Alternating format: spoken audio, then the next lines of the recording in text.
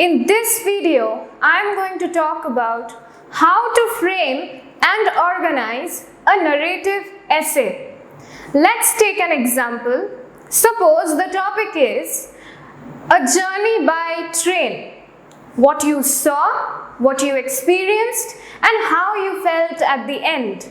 So, a journey by train, what you saw, experienced, felt, these are all in the past tense.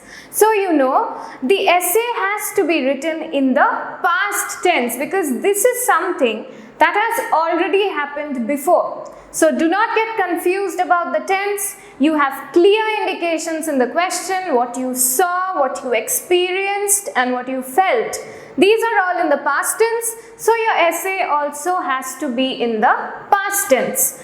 Another important thing about the topic is there are three subcategories in this topic. What you saw, what you experienced, and how you felt. Three subcategories, you have to answer these three subcategories, deal with them separately. You cannot miss out on any one of these subcategories. So, your introduction can be pretty straightforward. Start directly with the journey.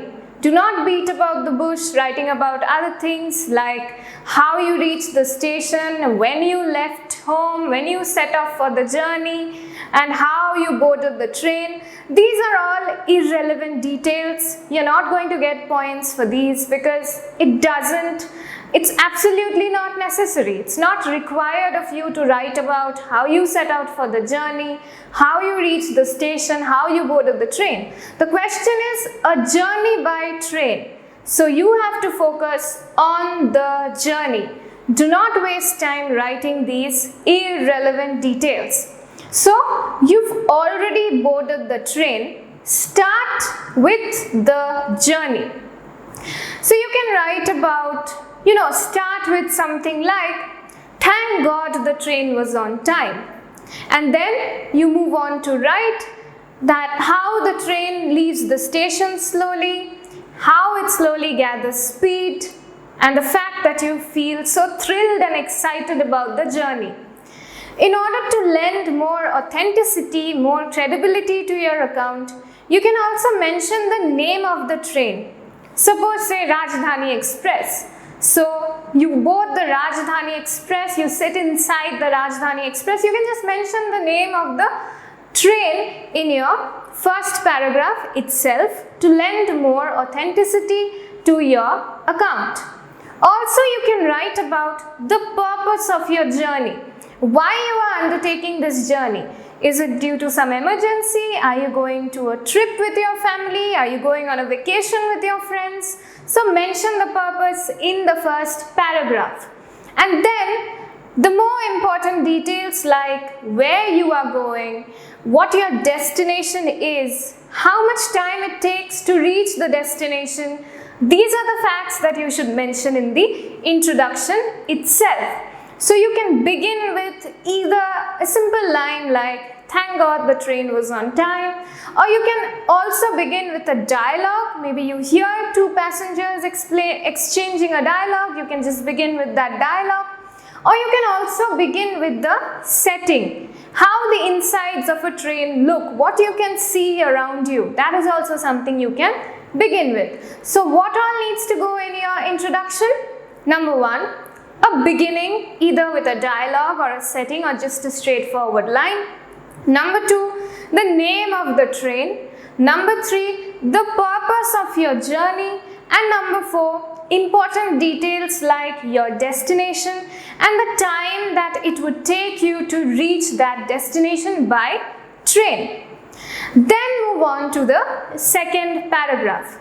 Now you have to describe what you see inside the train as well as outside the window of your train. So the description of the outside should be like a standard descriptive composition. What you see outside, beautiful scenery, painted stations flashing by, because an express train doesn't really stop at every station. So you can also write about how the train whistles whenever it crosses a station. You can write about the green fields, the electric towers, the windmills and meadows. so many things, so many different trees, fields, forests, meadows, mills, all moving in the opposite direction. You can also describe the sky, a beautiful sunset or a sunrise depending on the time you've boarded the train. Then move on to describing what you see inside the train. So here you can write about a few of your co-passengers, but make sure do not write too much because it's about the journey. So write about 2 to 3 co-passengers, how they look like, maybe what they are wearing, what they are saying to each other, or what they are doing, simply what they are doing. You can write something like, my mother was busy chatting with a woman who had a peculiar accent but looked extremely friendly. She was traveling alone. You can also write something like, or you can add this, my father was busy reading the newspaper and my brother was munching chips. So instead of writing, I went on a trip with my mother, my father and my brother, you can just include these details through descriptions, important descriptions, relevant descriptions, what they are doing. So instead of just straightforwardly stating who you are going to on a trip with, you can just include these details through these colorful descriptions, through what they were doing. So that's how you frame a narrative descriptive essay. This is a narrative descriptive essay because it combines the elements of a narrative essay and a descriptive essay. However, if you're still writing that you went on a trip with your family or your friends, make sure you remember this because this is a very important point. Never write, I and my family went on a trip, or I and my friends went on a trip. That is grammatically wrong. You always have to write, my parents and I went on a trip, my friends and I went on a trip. The I has to come after, it has to come second. My family, my friends, that has to come before. So I and my family, I and my friends is grammatically wrong. My friends and I, my family and I. This is how you have to write. Now we move on to the third paragraph, which is the second body paragraph. You've written about a lot of descriptions throughout the first 2 paragraphs. Now it's time to narrate a small but very relevant incident that often happens in trains. For example, you see one passenger occupied a seat without a confirmed ticket. So then the ticket collector arrives. The man is checked, caught, then an argument follows, a full-blown argument. The man tries to bribe the ticket collector, but the ticket collector is honest and the man is taken away. So this is a very small but relevant incident that often happens inside trains. Or you can also write about something like, when the train pulled or halted at a station, hawkers entered, tried to sell tea, coffee, boiled eggs, puffed rice, and so on and so forth. Or your father got off to buy a few bottles of water when the train stopped at a station. He was taking a lot of time and you were all very, very scared. The whistle was already blown, the train was about to leave, but still he wasn't seen. And slowly the train started rolling out. Finally, you see him running and boarding the train safely. It was later discovered that he was late because the shopkeeper had no change. So these are some of the very relevant incidents that often happens at train stations and inside trains that you can incorporate in your narrative essay. However, keep one thing in mind, do not go on and on and on writing about these incidents. Mention them very, very briefly. Your paragraphs should be proportionate, Suppose you have a very short second paragraph and then a very long third paragraph which is more than half of a page, then the proportion is missing. So space out your paragraphs and maintain a uniformity in the size of your paragraphs. That's very, very important. Do not go on and on and on writing about these incidents, because your topic is a journey by train. So focus more on the journey, not on these incidents. These incidents are very, very relevant, and they are used to break the monotony of the essay, the description. So you have to insert a couple of these incidents, but do not go on and on and on and write more than half a page only about these incidents. So after this, you can again shift your vision outside. Look outside the window. What do you see? A very peaceful sunset, the sky changing color at dusk, the lights gleaming from far away. The fresh air rejuvenates you. These are all the details that you can write about. This is what happens when it's evening and you're still traveling by train. The color changes. The color of the sky slowly changes. Write about that. Write about how the lights are gleaming from far away and you can see them almost like stars. So at night, the pantry people come to take orders for dinner. This is where you can use your sense of smell. Till now, you were focusing on your sight, what you saw outside the train, what you heard the passengers talking, speaking to each other. Now focus on your sense of smell. You can smell different dishes as the dinner was served. Maybe your mother took out homemade food, maybe chapatis, pickles, and so on and so forth, fried vegetables. So the smell of different dishes, you can incorporate the different types of smells. So I've already covered the appropriate vocabulary you can use when you're describing smells in the descriptive essay section. Go back to that, listen to that video, and note down the vocabularies related to smell. You can use them in this context. So then you can write, maybe address this in a separate paragraph, how at 10 p.m., around 10 p.m., blankets were provided to the passengers, and how you felt when you slept on the berth. Maybe it was your first time sleeping on a berth. The train was speeding and your little brother, who was afraid of falling off his own berth, cuddled next to you for safety. So he slept next to you on your berth, cuddling close to you for safety so that he would not fall off his own berth. However, the motion of the train lulled you to sleep. It made you feel drowsy, lulled you to sleep. Suddenly, you're awakened at night, maybe due to some noise. Maybe a baby is crying, so any kind of noise suddenly wakes you up at night, and you realize that the train has taken up menacing speed. Menacing meaning dangerous, threatening speed.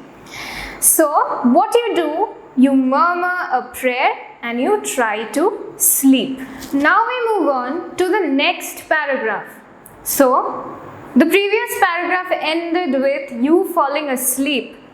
In the next paragraph, you wake up in the morning by the cry of a hawker trying to sell tea. You check your watch, it's 6 a.m. The train had stopped at a station and you saw some people getting off. Your father told you that the next stop was Delhi. You hurriedly went to the basin, brushed and washed your face. Your father was almost ready. You helped your mother to pack things. Your brother was still sleeping. Your mother woke him up, got him ready. Finally, the train rolled into the dash station. Now you have to write the name of your station in the dash, whichever destination you're actually traveling to. That station has to come in this dash. So that is the last stop. Your mother had already befriended Sheila auntie. It's always good to use names, instead of writing a co-passenger or my brother over and over again, give your brother a name. Give the co-passenger a name so that you do not have to repeat these words. So, your mother had already befriended Sheila auntie. They exchanged their phone numbers and promised to keep in touch. One after the other, passengers started getting off the train.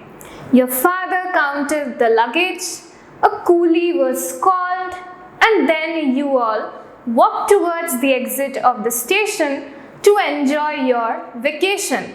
This has to come in the second last paragraph.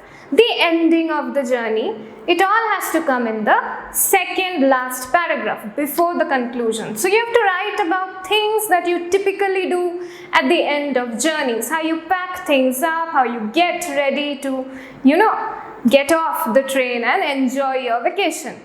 This is what you have to write in the second last paragraph. In the last paragraph, now we move on to the conclusion. You have to write about your overall impression. How you got to see different people, how you got to observe different people, and how train journeys according to you are way better than journey by car or journey by an airplane, because in train journeys you get to observe different people, their manners, their habits, their customs.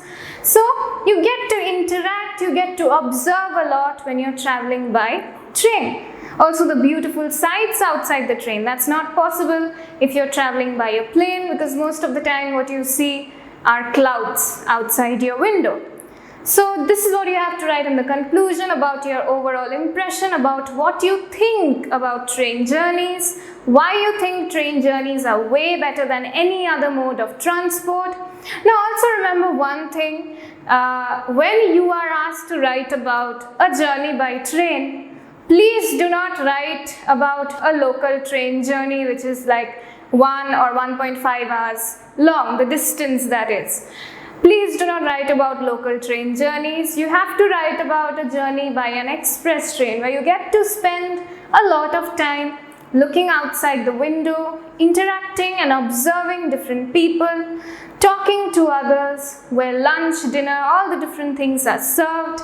So this is going to be a colorful journey, and I'll always write about overnight journeys. There's a lot you can write if you write about overnight journeys. So please do not write about a journey by a local train from one station to the next station or something like that. Do not do that. Write about a nice long journey by train. So like I already mentioned, whenever you're writing or framing the conclusion of any essay, you have to write about your experience, how you felt, your emotions, how the overall experience was. So you can write about how the view of nature rejuvenated you, cleared your mind, how it was a relaxing and comfortable experience. Now, end always on a positive note. Do not write anything bad at the end of your essay. If you want to write some negative aspects of the journey by train, suppose say how the toilets were unclean, then include these details in the second last paragraph or in one of the body paragraphs. Do not save them for the conclusion. You always have to end on a very positive note. So please do not write anything bad in the conclusion. Your marks is on the journey. Please remember that, not what you did before or after the journey or any incident within the journey. No, it's not about the incident, it's not about what you did before or after the journey, but it is about the journey, about the train journey. What happens in a train journey, what you experienced on a train journey. That is what you have to write. So stick to the topic, stick to your focus subject, the focus of the topic, the journey by train, as much as possible. So that's it for this video. Hope you learned something new out of this video. See you once again in the next video.